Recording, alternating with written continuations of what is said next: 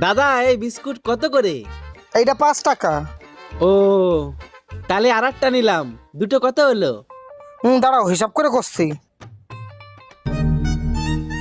এই 5, এই 5, এনি যদি যোগ করি হয়ে গেল 5 5 55 টাকা দাদা।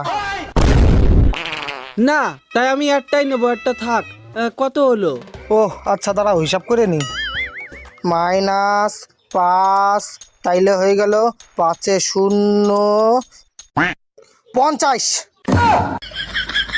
না আমার বেজার লাগতেছে, আমি মালটাল নেবো না, বাদ দাও, আমি কিছু নেবো না। ও কিছু নিবা না, দাঁড়াও তাই হিসাব করে নি। -5 তালি এনি হয়ে গেল আবার সব মিলিয়ে 45।